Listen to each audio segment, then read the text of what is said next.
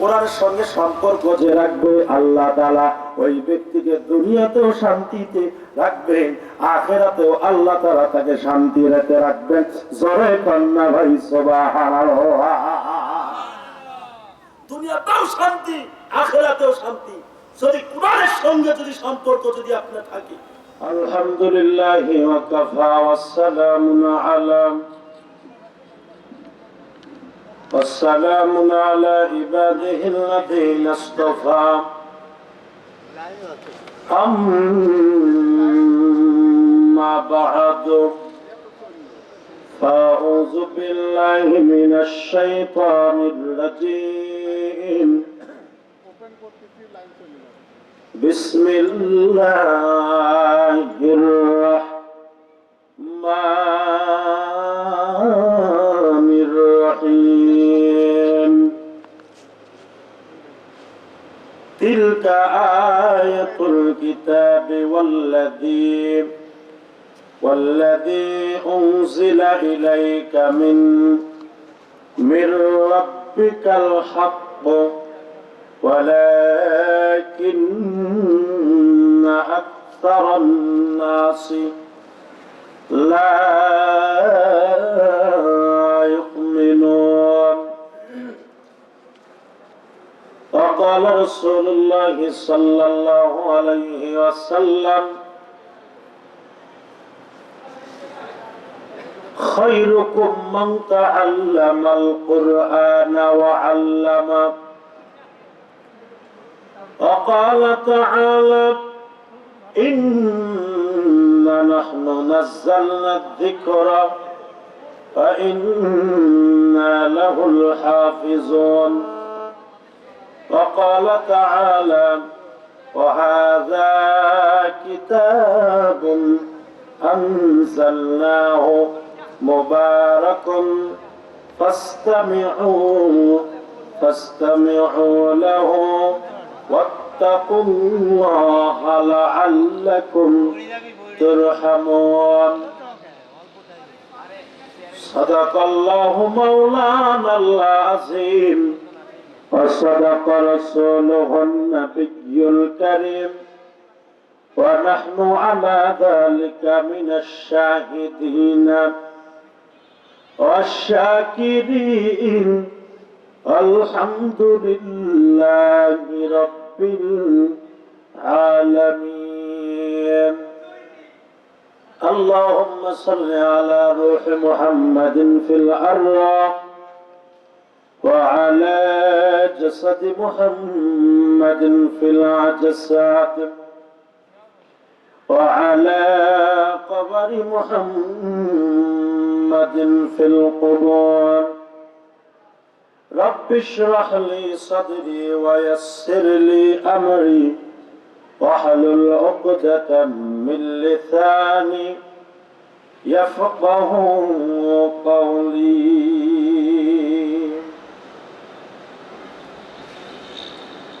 কখনো তোমাকে যদি ভুলি হেদায়েতের আলো জ্বেলে নিও কাছে তুলি। কখনো তোমাকে যদি ভুলি হেদায়েতের আলো জ্বেলে নিও কাছে তুলি। দয়া করো মায়া করো, দয়া করো মায়া করো, ও দয়া করো মায়া করো, ও হে দয়াময় তুমি রহমান, তুমি মেহেরবান, তুমি রহমান, তুমি মেহেরবান। অন্ধ গাহে না শুধু তোমারি গুণগান, অন্ধ গাহে না শুধু তোমারি গুণগান, বুঝেও বুঝে না তবু শান, তুমি রহমান, তুমি মেহেরবান। যেতে হবে দেশ ছেড়ে, দিতে হবে তোর বাড়ি, এ বাড়ি তোর আসল নয় রে, কবর হবে তোর বাড়ি। লা ইলাহা লা ইলাহা। আপন আপন বলো সবাই, কেহ তোমার আপন নয়, এক আপন দিনের নবী, আর এক আপন রব্বানা। লা ইলাহা, জোরে লা ইলাহা ইল্লাল্লাহ, লা ইলাহা, লা ইলাহা ইল্লাল্লাহ, মুহাম্মাদুর রাসূলুল্লাহ সাল্লাল্লাহু আলাইহি ওয়াসাল্লাম। আল্লাহ পাক রব্বুল আলামিন পবিত্র কালামুল্লাহ শরীফের মধ্যে স্পষ্ট ভাষায় জানায় দিলেন, ইন্না নাহনু নাযালনা যিকরা ওয়া ইন্না লাহুল হাফিজুন।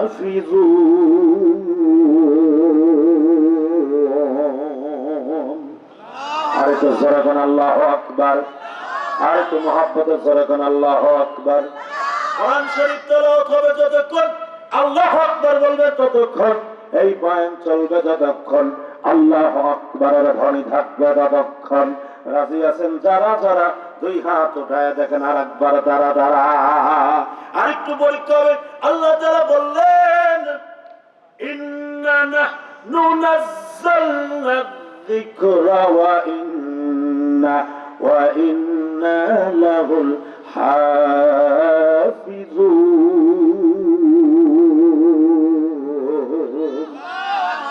আর মুসলমান ভাইরা আমার, আল্লাহ পাক রব্বুল আলামিন বলেন, দুনিয়ার জমিনের মানুষ শুনো, আল্লাহ পাক রব্বুল আলামিন বললেন, এই কোরআনুল কারীম আমি আল্লাহ তাআলা নাজিল করেছি, হেফাজত কিন্তু আমি আল্লাহ তাআলাই করব। আল্লাহু আকবার জোরে কোন, আর একটু মুহাব্বতে জোরে কোন না ভাই, আল্লাহু আকবার। আরে যত জোরে আল্লাহু আকবার বলবেন, হাতের রোগ থাকলে আল্লাহ হাতের রোগ ভালো করে দিবে। এবার জোরে কোন আল্লাহু আকবার। মাশাআল্লাহ।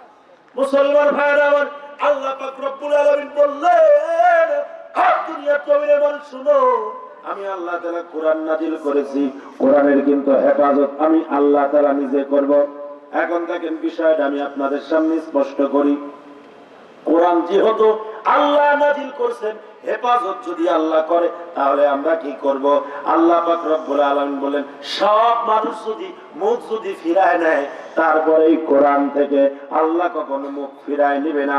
আল্লাহ পাক রব্বুল আলামিন অবশ্যই কোরআনকে হেফাজত করবেন, আর হেফাজত আল্লাহ তাআলা নিজ হাতে করবে না।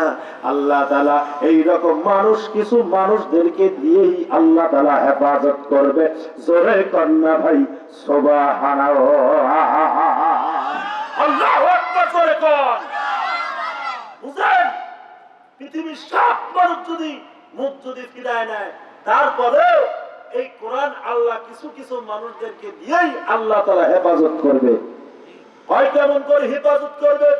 আপনাদের খবর আছে যে আমার সামনে যে পোস্টার দেখতেছেন, আপনাদের পোস্টার, ওরে সুবহানাল্লাহ, নাম কত দিতে দেখছেন?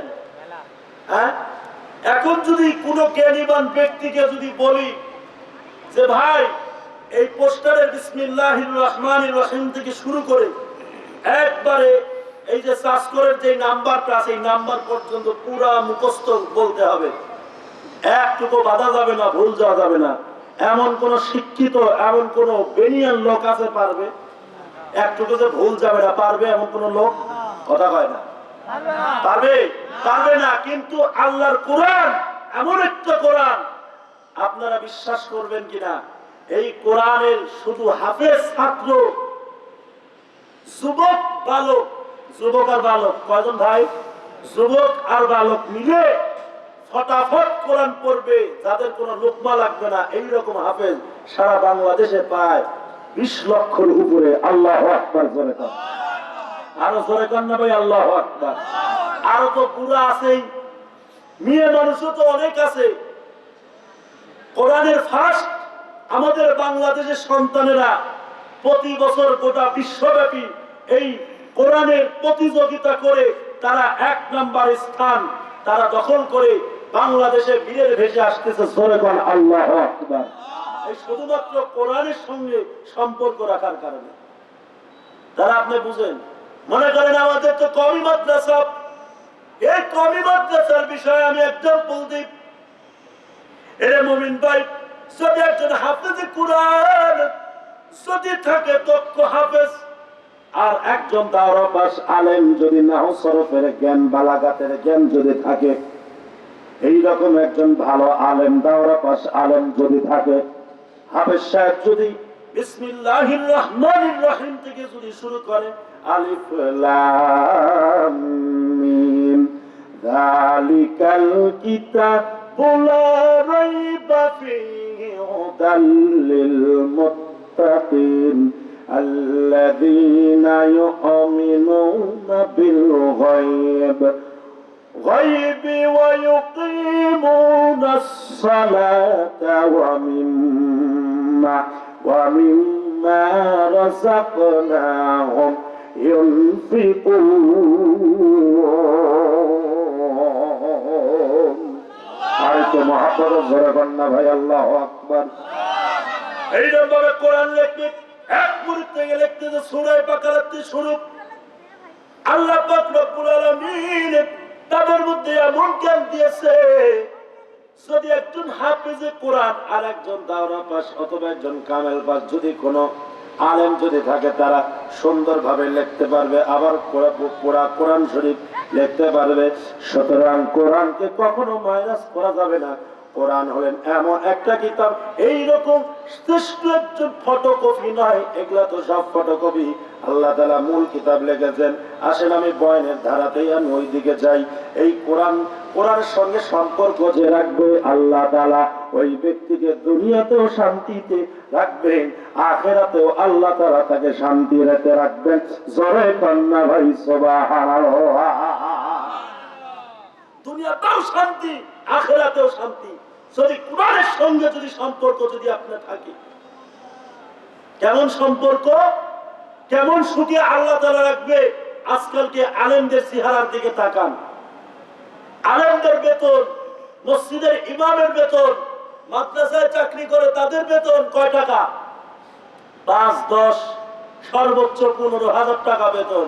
এই বেতনের চাকরি করিয়া যেই ফিটনেসে যে সমস্ত কাপড় পরে, যে সমস্ত টুপি ব্যবহার করে, আবার মাশাআল্লাহ একটা করে চশমা ব্যবহার করে, চশমার দাম হলো 500, 700, 1000 টাকা দাম। আল্লাহু আকবার জোরে কর, আরো জোরে কর না ভাই, আল্লাহু আকবার। আরে আলেমদের দিকে তাকাইলেই তো হয় যে কোরআনের কেমন সম্পর্ক, কোরআনের সঙ্গে মহব্বত রাখলে কি হয়, আলেমদের দিকে তাকাইলে হয়। আজকে আপনাদের সামনে কোরআন ফজিলতের বিষয় নিয়ে আলোচনা। আমি ওই জন্য আয়াতটা পড়েছি। দেখেন, কোরআনের শিক্ষা যদি আমাদের সমাজের মধ্যে যদি থাকে, তাহলে আমরা কখনো অন্যায় কাজ করতে পারবো না। কথা বলেন ঠিক কিনা? আরো জোরে বলেন। অন্যায় কাজ কখনো করতে পারবে না, অবৈধ কাজ করতে পারবে না, হারামের মধ্যে যাইতে পারবে না, ঘুষের মধ্যে যেতে পারবে না, যৌতুকের মধ্যে যেতে পারবে না। কোরআনের জ্ঞান যদি সঠিক মতো যদি আদায় করত আর শিখত, তদ অনুযায়ী যদি আমল করত, তো কিছু কিছু সন্তানকে জমি দিচ্ছে উপরে, জমি সব সন্তান এক মাপে এক ভাগে জমি পায়, কিন্তু দেখা যায় কোন সন্তানকে দিচ্ছে মার্কেটের জমি, কোন সন্তানকে দিচ্ছে ওই বিলের জমি। কথা বল ঠিক কিনা? এটাও সন্তান, ওটাও সন্তান। সন্তানের একটা দুইটা সন্তান যদি থাকে, দুইটা সন্তানের অধিকার এক, দুইটা সন্তানের অধিকার এক। কিন্তু আমাদের সমাজের মধ্যে দেখা যায় খুব, আপনাদের এলাকার কথা বলতেছেন, হয়তো আপনাদের এলাকায় নাই, অন্যান্য এলাকা অনেক আছে, দেখা যায় যে সমস্ত এলাকায় এ সমস্ত জমি জমার মধ্যে অনেক ভেজাল আছে, অনেক প্রবলেম আছে। যদি কোরআনের শিক্ষা যদি থাকতো আজকে সমস্ত অন্যায় কাজ করতে পারতো না। কথা বলেন ঠিক কিনা? এই মুসলমান ভাই আমার, আসেন আল্লাহ পাক রব্বুল আলামিন কোরআনের পরিচয় দিচ্ছেন। এক নম্বর পরিচয় বলেছি, দুই নম্বর পরিচয় আল্লাহ পাক রব্বুল আলামিন পবিত্র কালামুল্লাহ শরীফের মধ্যে স্পষ্ট ভাষায় জানায় দিলেন, তিলকা আয়াতুল কিতাবি ওয়াল্লাযী উনজিলা ইলাইকা মির রাব্বিকাল হাক্ক ওয়ালাকিন্না আকসারান নাসি লা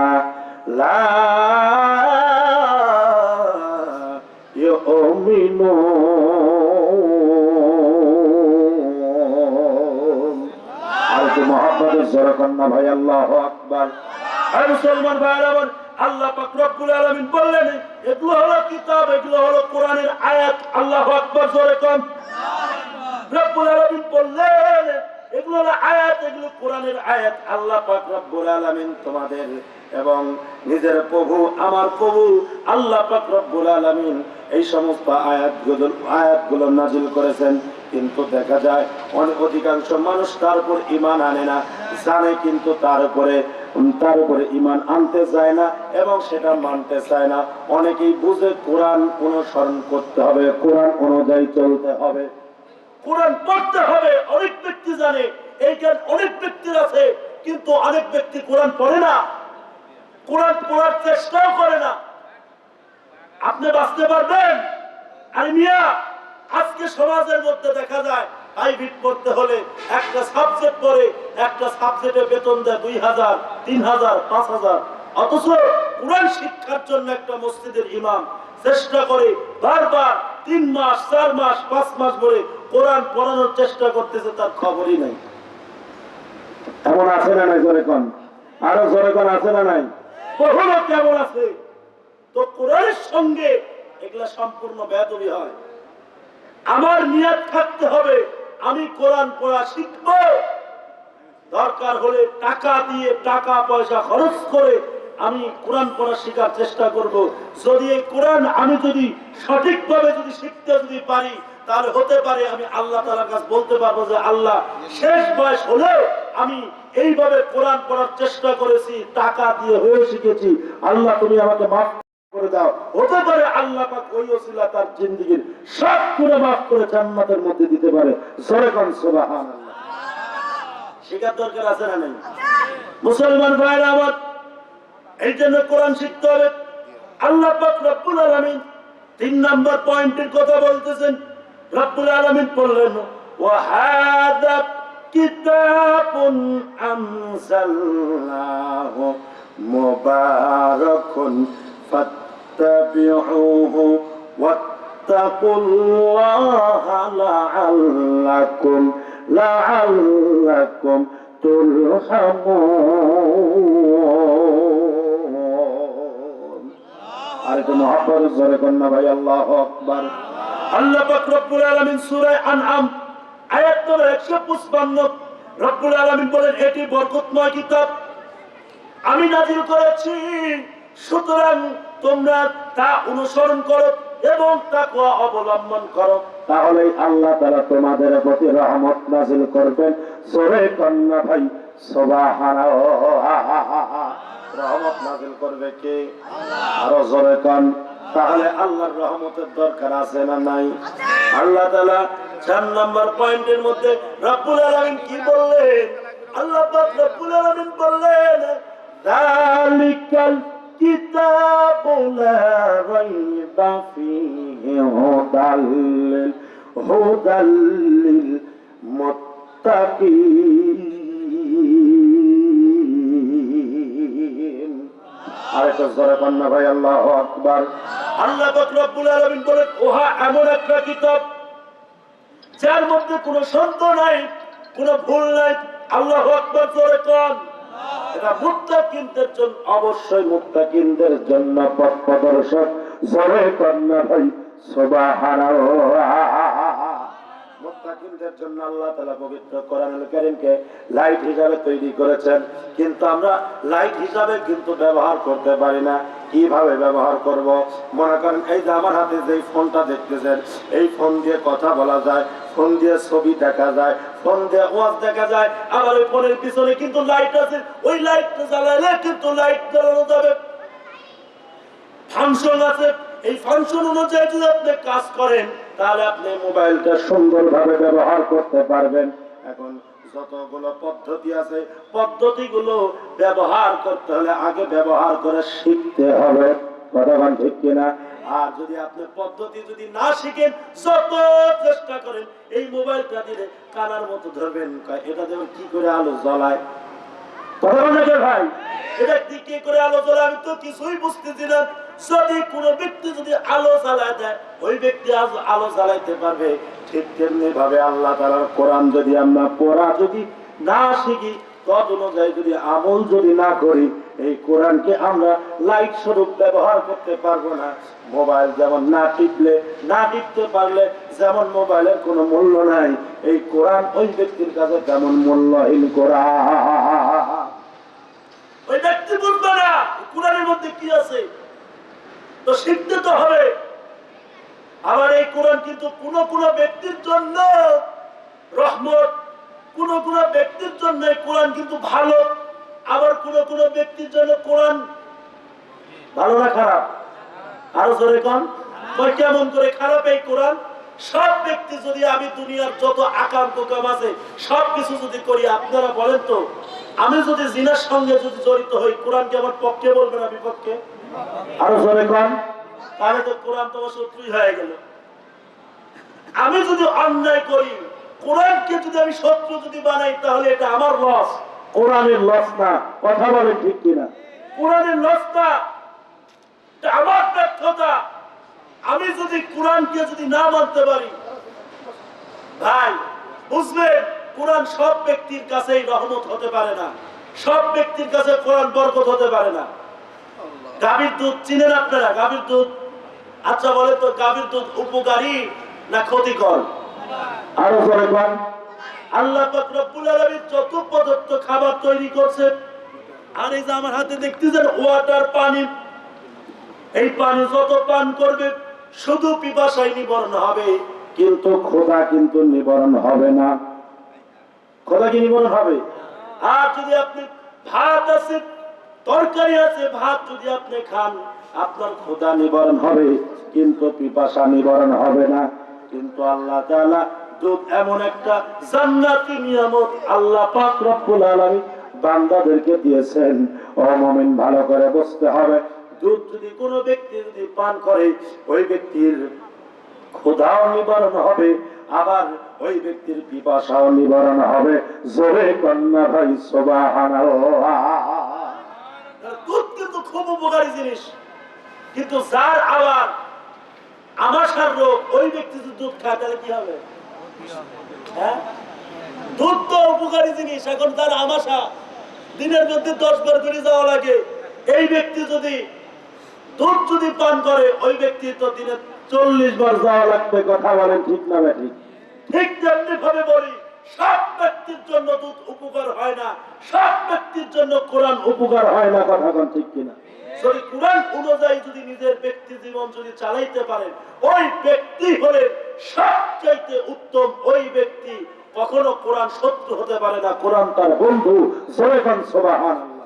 আল্লাহ তাআলা বলেছেন যালিকাল কিতাব, যালিকাল কিতাব, ওহা এমন একটা কিতাব, এমন একটা বই, এই বইয়ের কথা আল্লাহ তাআলা বলেছেন, যার মধ্যে কোনো সন্দেহ নাই, কোনো ভুল নাই, কোনো ভেজাল নাই। বলছে কে?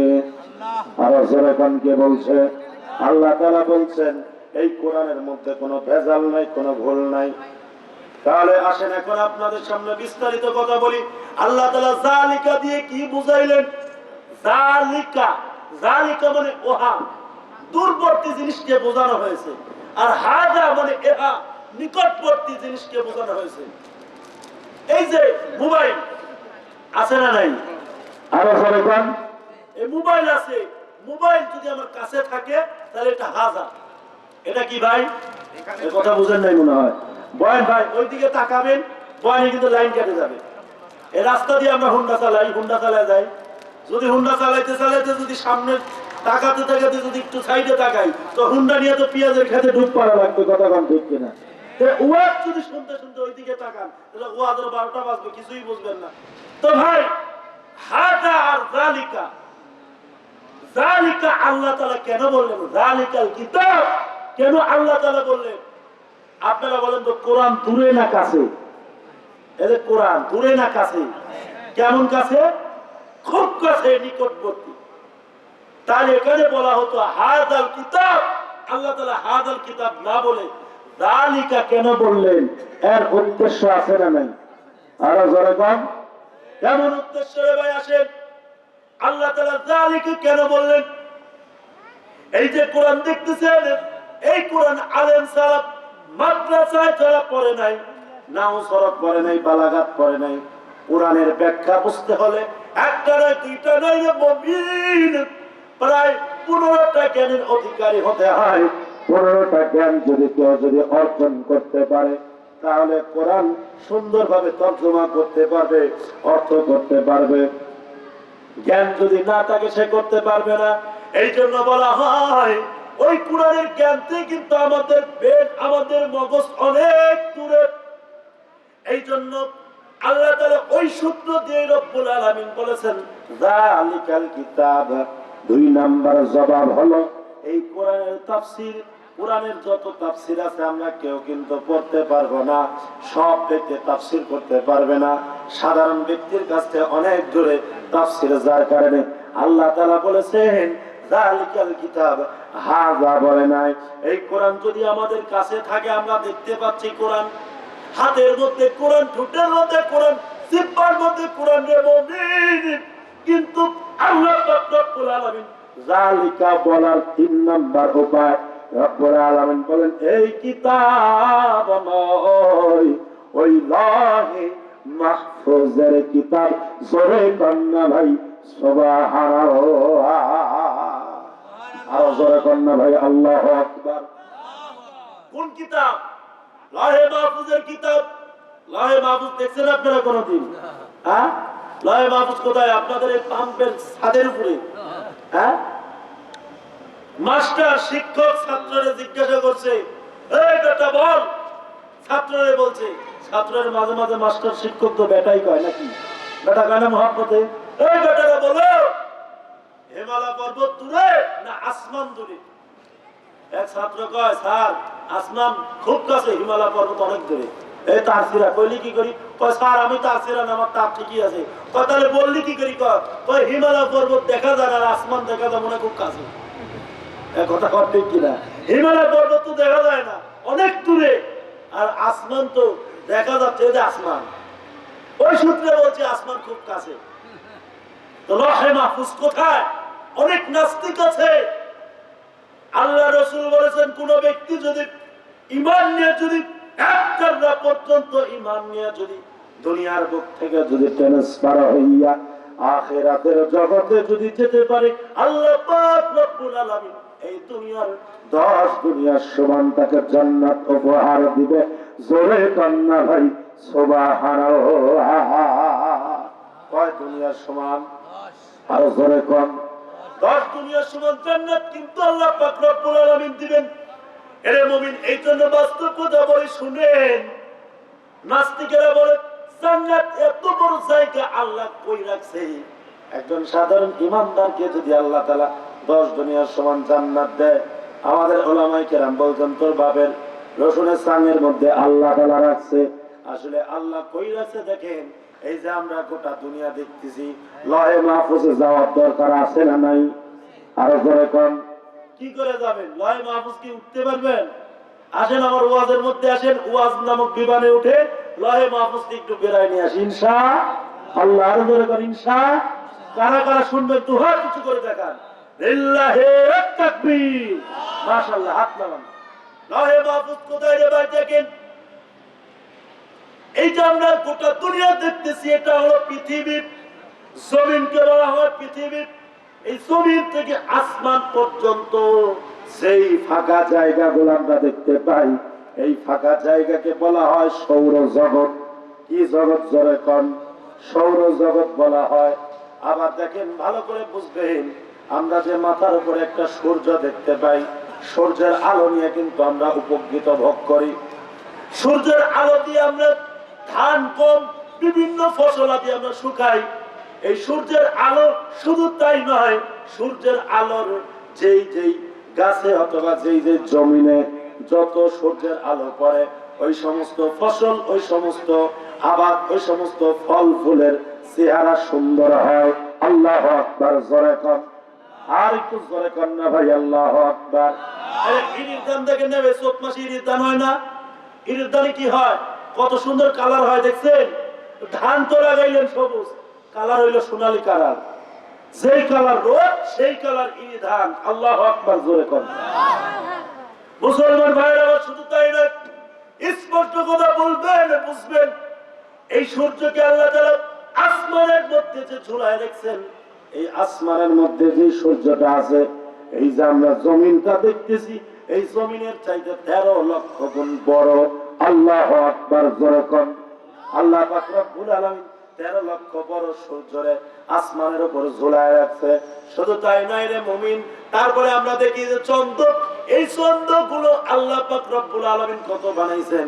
এই যে জমিনটা দেখতে পাই, এই জমিন থেকে 3 গুণ ছোট হবে হলো সেই জ্যোৎস্না অথবা চাঁদ বলা হয়।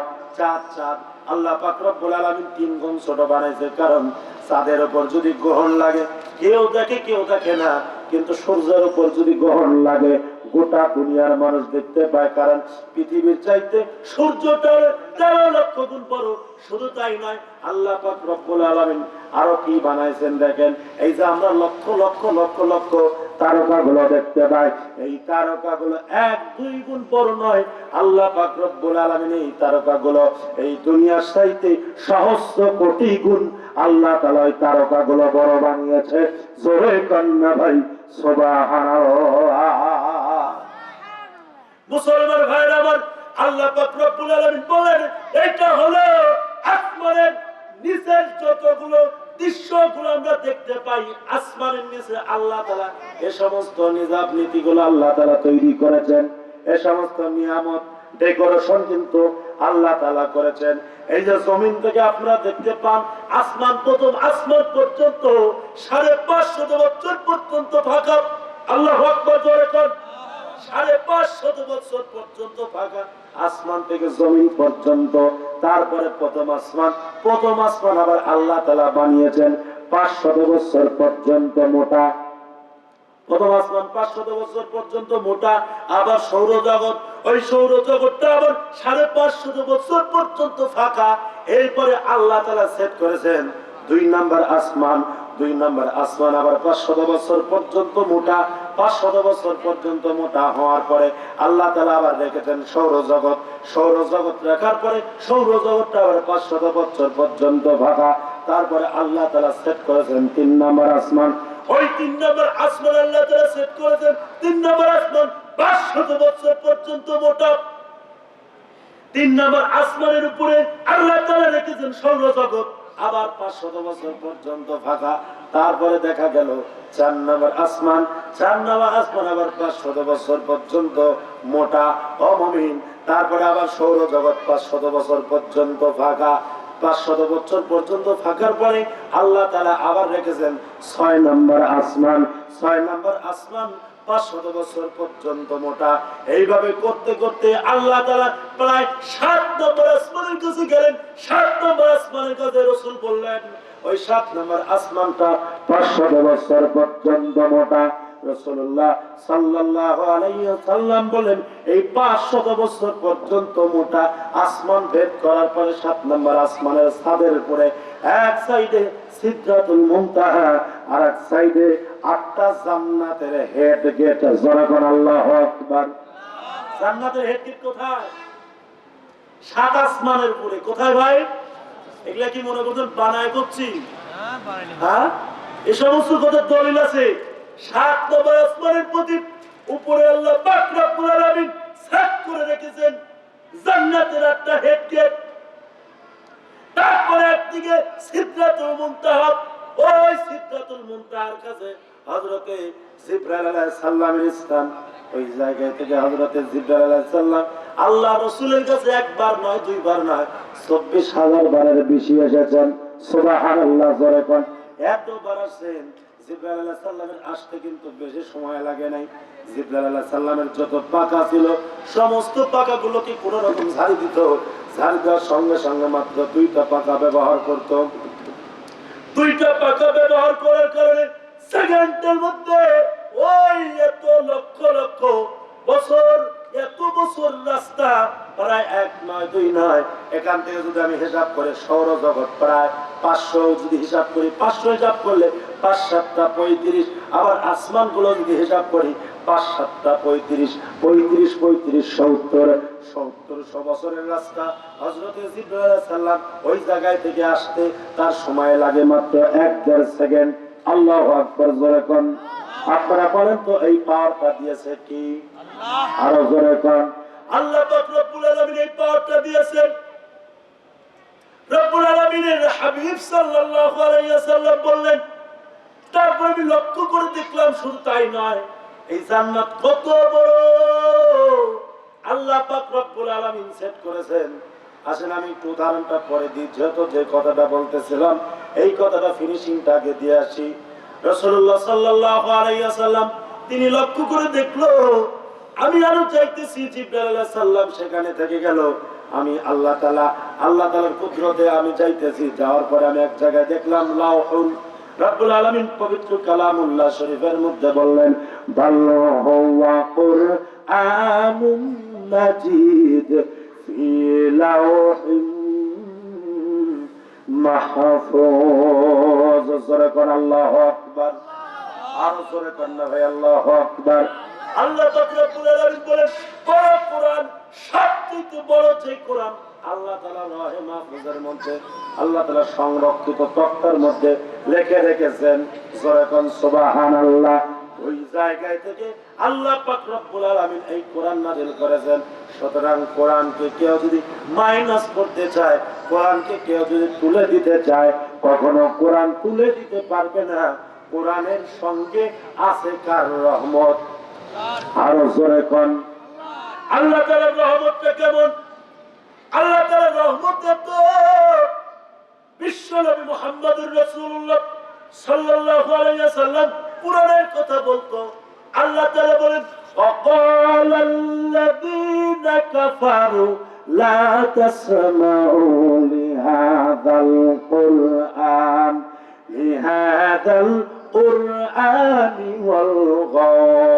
ওয়ালগাউ ফীহি লাআল্লাকুম তাগলিমুন। আরেকটু জোরে কোন না ভাই আল্লাহু আকবার। আরেকটু মুহাব্বত জোরে কোন আল্লাহু আকবার। আল্লাহ পাক রব্বুল আলামিন বলেন, লা তাসমাউ লিহাযাল কুরআন। এটা এমন একটা কোরআন, লা তাসমাউ লিহাযাল কুরআন বলার কারণ এই কোরআন এমন একটা কিতাব, যারা কোরআনের বিরোধিতা করবে, আবু জেহেল উতবা সাহেব তারা সব সময় জানতো, যদি কোরআন আবু জেহেলেরা চিন্তা করতো মুহাম্মাদের কোরআন পড়তে দেওয়া হবে না, শুনতে দেওয়া হবে না, সর্বসময় বাধা প্রদান করত। তারা জানতো মুহাম্মাদের কোরআন যদি কেউ শুনতে পায় বা শোনার চেষ্টা করে, তাহলে মানুষ কিন্তু মুসলমান হয়ে যাবে, বাপ দাদা ধর্মের পরে আর থাকবে না, লাঠি দিয়ে সব মুহাম্মাদের ধর্মের উপরে চলে যাবে। আপনারা বলেন তো, ধর্ম কি মুহাম্মাদের বানানো নাকি কার ধর্ম? আরো জোরে কোন। রব্বুল আলামিন বললেন, ইসলাম ধর্মের কিন্তু গ্যারান্টি আল্লাহ পাক রব্বুল আলামিন দিয়েছেন। কতক্ষণ ভাই চলবে? আচ্ছা, লা ইলাহা, তো মুহাব্বত আর জোরে লা ইলাহা, লা ইলাহা ইল্লাল্লাহ, লা ইলাহা, লা ইলাহা। আশিক নবীর দিওয়ানা, নবীজির হইল না তার মতো দরদি পাইবা না। আশিক নবীর দিওয়ানা, নবীজির হইল না তার মতো দরদি পাইবা না। কালেমার দাওয়াত দিতে নবী তায়েফেতে যায়,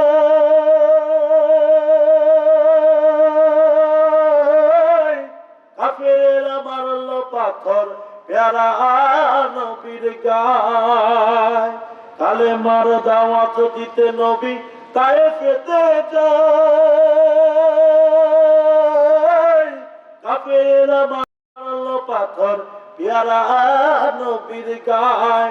হাতুলিয়ে বলেন নবী, হাতুলিয়ে বলেন নবী, আল্লাহ ওদের মাইরো না, ওদের ওপর গজব দিও না।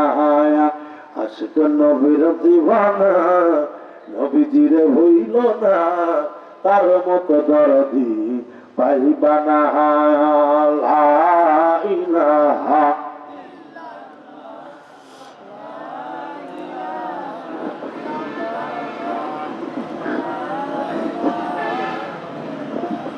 লা ইলাহা ইল্লাল্লাহ, লা ইলাহা, লা ইলাহা ইল্লাল্লাহ মুহাম্মাদুর রাসূলুল্লাহ। মুসলমান ভাইরা আমার, আল্লাহ পাক রব্বুল আলামিন বললেন কুরআনের সঙ্গে যে যত দুশমনি করবে কেউ কিন্তু মাথা ছাড়া দিয়ে দাঁড়াইতে পারবে না। আপনারা তো ঈদের ধানের ক্ষেতের আবাদ করেন, অনেক ইতিহাসে দেখা যায় আমাদের সমাজের মধ্যে আঞ্চলিক ভাষায় শামা ঘাস বের হয়, ধানের চাইতে কিন্তু বড় বড় হয়। কথা ঠিক না বেটি? কিন্তু জমির মালিক যে জমির আবাদ করেছে ওই ব্যক্তি ওই সমস্ত ঘাটগুলো মিলায় যায় আর বড় হতে পারে না। ঠিক তেমনি ভাবে বেঈমান আবু জাহেল, উতবা, সাইবা, ওলীদ বিন মুগীরা তারা সব সময় নবীর বিরুদ্ধে কথা বলতো, কোরআনের বিরুদ্ধে কথা বলতো। কেন? তাদের বাপ দাদা ধর্মের পক্ষে কথা বলার জন্য। কিন্তু আল্লাহ তাআলা বললেন তোরা যত ক্ষমতাধারী ব্যক্তি হও না কেন, আল্লাহ পাক রব্বুল আলামিন ওই ধান ক্ষেতের মধ্যে শামা ঘাসকে যেমন ভাবে উপড়ায় ফেলছে, বেঈমানদেরকে আল্লাহ তাআলা গোষ্ঠী ধরে অমন করে উপড়ায় ফেলছে। জোরে কন্যা ভাই সুবহানাল্লাহ। মুসলমান ভাইরা আমার, কত ষড়যন্ত্র, এই ষড়যন্ত্র করে আলেমদেরকে ঠেকায় রাখতে পারে নাই, ষড়যন্ত্র করে কিন্তু রাসূলকেও ঠেকায় রাখতে পারে নাই। বারবার শুধু ষড়যন্ত্র করছে। সময় আমি কোলাইলে আমি কথাটা বলি, বিশ্বনবী মুহাম্মদুর রাসূলুল্লাহ সাল্লাল্লাহু আলাইহি ওয়াসাল্লামের কালেমাকে আটকানোর জন্য, কোরআনকে আটকানোর জন্য কি কি ঘটে আমি দুইটা কথা বলতে চাই। আল্লাহ রাসূল সাল্লাল্লাহু আলাইহি ওয়াসাল্লাম কোরআনের পক্ষে কথা বলতো। আল্লাহ রাসূল সাল্লাল্লাহু আলাইহি ওয়াসাল্লাম ছিলেন তাওহীদের পক্ষে, রিসালাতের পক্ষে ছিলেন। আর আবু জাহেল, উতবা, সাইবা, ওলীদ বিন মুগীরা তারা সর্বসময় ছিলেন কুফরির পক্ষে, শিরকের পক্ষে ছিলেন। মুসলমান ভাইরা আমার, এক পর্যায়ে দেখুন আল্লাহ রাসূল সাল্লাল্লাহু আলাইহি ওয়াসাল্লামকে অপবাদ দিল। কি অপবাদ দেওয়া হলো? অপবাদটা হলো মুহাম্মদ যেই কোরআন বানায়, যেই রকম বানায় কোরআন পড়ে ওই রকম বানাইতে আমরাও পারি। জোরে কর নাউজুবিল্লাহ, আরো জোরে কর না ভাই নাউজুবিল্লাহ। মুসলমান ভাইরা আমার, এক পর্যায়ে বিশ্বনবী মুহাম্মদুর রাসূলুল্লাহ সাল্লাল্লাহু আলাইহি ওয়াসাল্লাম তিনি বললেন যে না না, এটা কবিতা না, এটা আমার বানানো কোনো কিতাব না, বানানো কোনো বই না, এটা আল্লাহ তাআলার কিতাব। আমি যাই কথা বলতেছি বুঝেন, বিষয়টা বুঝেন। আল্লাহ রাসূল সাল্লাল্লাহু আলাইহি ওয়াসাল্লাম বেঈমানদের সঙ্গে কথা বলতেছেন। আবু জাহেল চ্যালেঞ্জ লাগাইলো, তোমার কোরআনের সঙ্গে আমরাও চ্যালেঞ্জ করলাম। কয় কি চ্যালেঞ্জ? কয় কোরআন ওই রকম আমরাও বানাইতে পারি, ওই রকম কবিতা কিন্তু আমরাও বানাইতে পারি। জোরে কন্যা ভাই নাউজুবিল্লাহ, আরো জোরে কন্যা ভাই নাউজুবিল্লাহ। এই কোরআন আমরা বানাইতে পারি। কি করে বানাবে? কারণ আমরা যখন বাংলা ভাষায় কথা বলতে পারি, বাংলা ভাষায় আমার মুরব্বী কথা বলতে পারবে, আমি হুজুর আমিও বলতে পারবো, আমার সভাপতি সাহেব সে বলতে পারবে। এলাকার মধ্যে যে ব্যক্তি নিম্ন শ্রেণীর ব্যক্তি কাজকর্ম করে, পড়াশোনা কোনো কিছুই করে নাই, অশুদ্ধ হলেও ওই ব্যক্তি কিন্তু বাংলা ভাষায় কথা বলতে পারবে। ঠিক তেমনি ভাবে আমাদের ভাষা বাংলা, বাংলা ভাষায় আমরা কথা বলতে পারবো। ঠিক তেমনি ভাবে বলে মক্কার বুকে তারা সবে তাদের ভাষাটাই হলো আরবি, তারা আরবি ভাষায় কথা বলতে পারে। এই জন্য তারা বলল আমরা এই কোরআন বানাইতে পারি, এই কোরআন আমরাও লিখতে পারি। আল্লাহ রাসূল ডাকতে কয় কোনোদিন সম্ভব না, কারণ আল্লাহ তাআলা এই কোরআন এমন ভাবে লিখছে কেউ কখনো এই কোরআন বানাইতে পারবে না।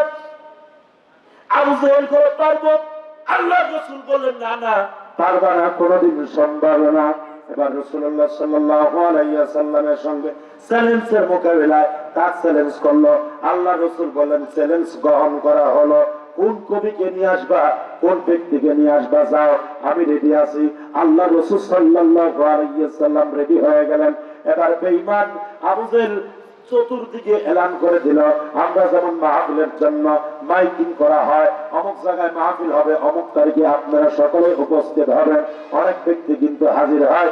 ও মুমিন, ঠিক তেমনি ভাবে আমি আপনাদের সামনে বলে আবু জাহেল এলান করে দিল আগামী অমুক দিনে আল্লাহর রাসূল তিনি আব্দুল্লাহ বেটা মুহাম্মদ, তার সঙ্গে আমাদের একটা মুনাজারা হবে, বাস হবে। কয় কি বাস?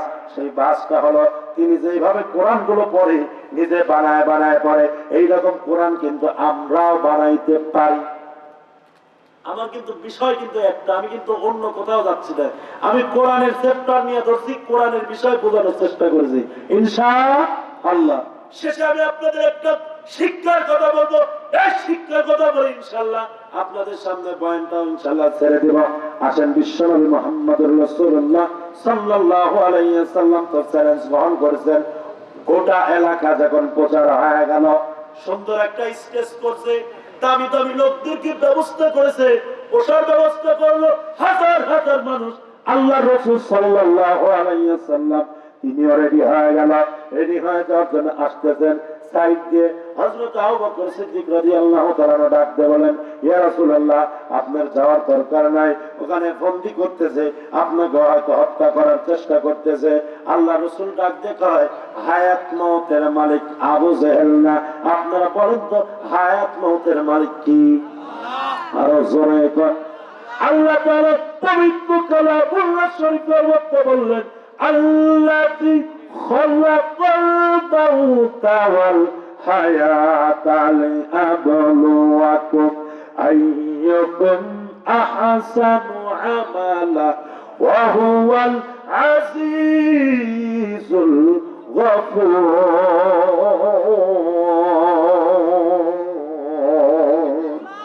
আর এই তো মুহাম্মদের জোরে গান্না ভাই, আল্লাহু আকবার। আবু সালমান বাইরাবার আল্লাহ পাক রব্বুল আলামিন ডাক দেয়, হায়াত মওতের মালিক আমি আল্লাহ, হায়াতকে সৃষ্টি করেছি আমি আল্লাহ, মওতকে কে সৃষ্টি করেছে? আল্লাহ রাসূল ডাক দেয়, ও আবু বকর, চিন্তার কোনো কারণ নাই, হায়াতের মালিক আল্লাহ। আল্লাহ তাআলা বলেন, লা তাহজান ইন্নাল্লাহ মা'ানা। আল্লাহু আকবার। আল্লাহ তাআলা বলতেছেন, ও হাবিব আপনি চিন্তা করবেন না, যারা মুমিন তাদেরকে আল্লাহ তাআলা বলেন, ও মুমিনগণ চিন্তা করার কোনো কারণ নাই, কারণ তোমরা যদি আমার রাস্তায় যদি চলো, আমার রাস্তায় যদি হক কথা বলার জন্য যদি রেডি হয়ে যাও, তোমাদের চিন্তার টেনশনের কোনো কারণ নাই।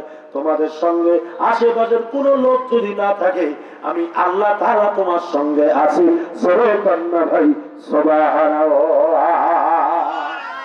আল্লাহর রাসূলের সাথে কে আছে? আরো করে কোন, আপনাদের সাথে কি আছে? নাকি শয়তান আছে? শয়তান তো নাই, আছে কে? আল্লাহ আছে তো। আল্লাহ কিন্তু আমাদের সাথে আছে, আল্লাহর রহমত কিন্তু আমাদের সঙ্গে আছে, কোনো চিন্তার কারণ নাই। মুমিন, আল্লাহ রাসূল সাল্লাল্লাহু আলাইহি ওয়াসাল্লামের সঙ্গে স্বয়ং আল্লাহ তাআলার রহমত আছে, কোনো চিন্তার কারণ নাই।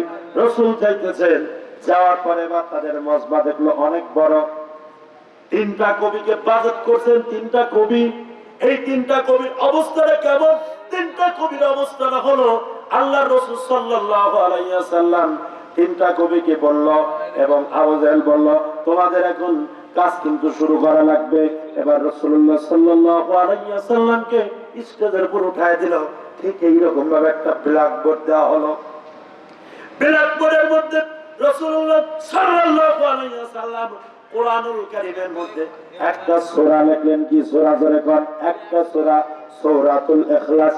আল্লাহ তাআলা বললেন কুল হুয়াল্লাহু আহাদ আল্লাহুস সামাদ লাম ইয়ালিদ ওয়া লাম ইউলাদ ওয়া লাম ইয়াকুল লাহু কুফুয়ান আহাদ। জোরে কোন না ভাই আল্লাহু আকবার। আর একটু মুহাব্বত জোরে কোন না ভাই আল্লাহু আকবার। এই সূরা একবার পড়ছেন তো 10 পারা কোরআন পড়লে যে সওয়াব হবে, ওই সওয়াব বান্দার আমলনামায় দিয়ে দিবে। জোরে কোন না ভাই আল্লাহু আকবার।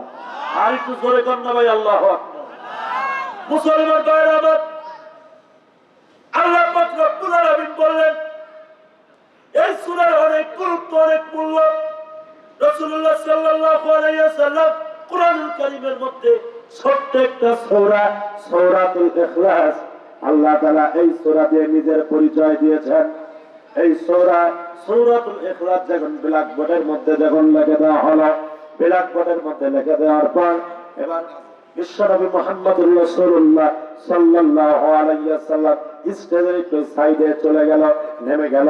নেমে যাওয়ার পরে এই পর্যায়ে এবার ছোট যে কবিতা ছিল, ওই কবিকে স্টেজের উপর উঠায় দেওয়া হলো, যাও তুমি লেখো। এবার সেই কবি আরবি তো বুঝে, কারণ আরবি ভাষা তারা বুঝে, কারণ আমাদের মতো মূর্খ না। আমরা তো বাংলা যদি ঠিক মতো পড়তে যদি না পারি, ভাষা যদি বুঝি, তারা অবশ্যই আরবি বুঝতো এবং আরবি পড়াও তারা পারতো। এই জন্য তারা পড়তেছে। আবার কবি নিজ দিয়ে লেখে, একবার মুছে আবার লেখে, আবার মুছে আবার লেখে, আবার মুছে। এক পর্যায়ে সেই কবির পক্ষে সম্ভব হলো না, সেই কবি এক পর্যায়ে পাইল না। কারণ আল্লাহ তাআলা এখানে লিখছেন কুল হুয়াল্লাহু আহাদ আল্লাহুস সামাদ। দেখেন তো প্রথম থেকে এই সামাদ পর্যন্ত মিলল কিনা? কথা বলেন নাকি? আপনারা বুঝেন নাই না? সামাদ পর্যন্ত তো মিলল। হ্যাঁ, একটু আগে কোন সামাদ পর্যন্ত মিলল। কুল হুয়াল্লাহু আহাদ আল্লাহুস সামাদ বলছে না? লাম ইয়ালিদ ওয়া লাম ইউলাদ মিলে নাই? প্রথম থেকে একবারে দ্বিতীয় পর্যন্ত লাম ইয়ালিদ ওয়া লাম ইউলাদ ওয়া লাম ইয়াকুল লাহু কুফুয়ান আহাদ। আপনারা বলেন তো মিলছে কি মিলে নাই? আর যারা কয় তাহলে যদি মিলে, এই মিলের পর তো আল্লাহ তাআলা আর কোনো কিছুই বলেন নাই, এখানে স্টপ করে দিয়েছেন, থেমে গেছেন। আল্লাহ তাআলা আরেকটা সূরা শুরু করেছেন, সূরা ফালাক। আপনারা বলেন তো মিলাইতে পৃথিবীর কোন মানুষ পারবে? কোন মানুষের কি ক্ষমতা আছে? যদি কেউ মিলাইতে পারে, তিনি আর কেউ না, তিনি হলেন একমাত্র আমার আল্লাহ। জোরে কন্যা ভাই সুবহানাল্লাহ। আর মুসলমান ভাইরা, বিশ্বনবী মুহাম্মদুর রাসূলুল্লাহ সাল্লাল্লাহু আলাইহি ওয়াসাল্লাম স্টেজের সাইডে বসে বসে মুস্কি মুস্কি হাসতেছে। কারণ আল্লাহ রাসূল সাল্লাল্লাহু আলাইহি ওয়াসাল্লামের সঙ্গে দুনিয়ার কোনো মানুষ না থাকলে, কোন ধরনের যদি প্রোটেকশনের কোনো লোক না থাকে, কোন দারোয়ানও যদি না থাকে, আছে কিন্তু একমাত্র আল্লাহ, তার কোনো চিন্তার কারণ নাই। বিজয় কিন্তু আল্লাহ তাআলা, আল্লাহ রাসূলকে দিবেন। দেখেন বিশ্বনবী মুহাম্মদুর রাসূলুল্লাহ সাল্লাল্লাহু আলাইহি ওয়াসাল্লাম দৃশ্যগুলো দেখে এইবার দ্বিতীয় নম্বর যে কবি, ওই কবিকে তোলা হলো, ওই কবি স্টেজের উপর উঠলেন। স্টেজের উপর ওঠার পরে তিনি আবার লিখতেছেন, আবার পড়তেছেন কুল হুয়াল্লাহু আহাদ আল্লাহুস সামাদ লাম ইয়ালিদ ওয়া লাম ইউলাদ ওয়া লাম ইয়াকুল লাহু কুফুয়ান আহাদ। কুল হুয়াল্লাহু আহাদ আল্লাহুস সামাদ লাম ইয়ালিদ ওয়া লাম ইউলাদ ওয়া লাম ইয়াকুল লাহু কুফুয়ান আহাদ। লেখে মুছে, লেখে মুছে, কিন্তু মিলাইতে পারে না। আবার লেখে, আবার মুছে, মিলাইতে পারে না। এক পর্যায়ে দ্বিতীয় কবি হার মানলো। আল্লাহু আকবার। জোরে কোন, আর একটু জোরে কোন না ভাই আল্লাহু আকবার। এই আর কয়টা কবি আছে ভাই? আর জোরে কোন কয়টা? এই একটা কবি, ওই কবি সবচেয়ে বড় কবি। ওই কবি এবার স্টেজের উপর উঠলেন। স্টেজের উপর ওঠার পরে বারবার পরে কুল হুয়াল্লাহু আহাদ আল্লাহুস সামাদ লাম ইয়ালিদ ওয়া লাম ইউলাদ ওয়া লাম ইয়াকুল লাহু কুফুয়ান আহাদ। বারবার পরে আবার লেখে, আবার মুছে, আবার পরে আবার লেখে, আবার মুছে। এক পর্যায়ে মুসলমান ভাইয়েরা আমার মিলাতেই পারলো না। বড় কবি নিজ দিয়ে লিখতে বাধ্য হলো, লাইসা হাদা কালামিল বাশার, এটা দুনিয়ার কোন মানুষ রূপীর কোনো কথা না, কোনো লেখা না, এটা হলো আল্লাহ তাআলার লেখা রচিত কিতাব। জোরে কন্যা ভাই সুবহানাল্লাহ। কোরআনের সঙ্গে যারা দুশ্মনী করছে তারা কি বাঁচতে পারছে? আরো জোরে কোন, তারা তো বাঁচতে পারেই নাই। আল্লাহ তাআলা তাদেরকে ডিজিটাল কায়দায় আল্লাহ তাআলা সাইজ করছে। জোরে কন্যা ভাই সুবহানাল্লাহ। ডিজিটাল কায়দায় আল্লাহ তাআলা তাদের সাইজ করতে শুধুমাত্র কোরআনের সঙ্গে বেয়াদবি করার কারণে। জোরে কোন কথা ঠিক না বেটি? আরো জোরে কোন ঠিক না বেটি? সুতরাং কোরআন শেখার দরকার আছে না নাই? আরো জোরে কোন, কারা কারা শিখবেন তো হাত উঁচু করে দেখেন আর একবার। ভাই আপনি একটু বিরক্ত করছে, বিরক্ত হবেন না। মাশাআল্লাহ, আল্লাহ তুমি সবাইকে কোরআন শিখার তৌফিক দান করো। জোরে কোন আমিন।